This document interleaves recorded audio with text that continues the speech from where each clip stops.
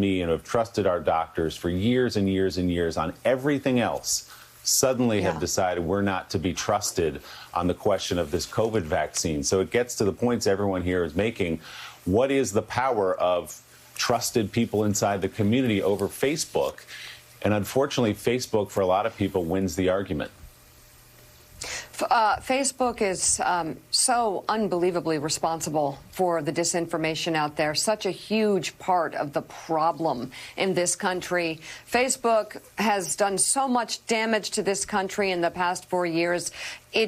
We wouldn't have enough time on this show to talk about it, but it is worth doing perhaps a town hall meeting or some sort of 3-hour discussion on the impact of Facebook alone and how Facebook needs to be held accountable. But to your point, Willie, these Republicans, and to what we've seen this morning with Kay Ivey, Republicans need to come forward. Republicans needs to step up. I know a lot of these Republicans so scared of Donald Trump, and they like to put kind of like information out there that's sort of supportive of the vaccine, but sort of not, but sort of whatever.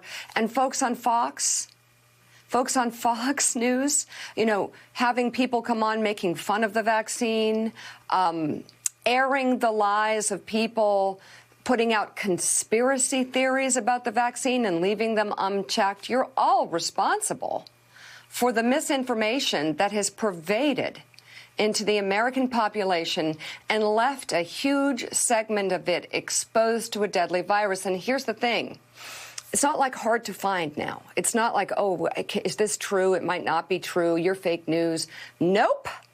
The people who are unvaccinated and were followers of Donald Trump and followers of these Republicans and followers of Fox News and followers of Newsmax and followers of right-wing garbage on Facebook are the ones who have chosen to believe the conspiracy theories and the bad information out there. And they are the ones going to the hospital and dying of COVID and spreading it around the country and keeping our country from being able to move forward out of mask wearing, out of all these things that constrain your rights and that you think Democrats are so stupid to be supporting. We're just supporting facts.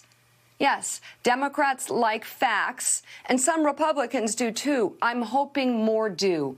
Follow the lead of Governor Kay Ivey and tell people the truth for once. We'll move to some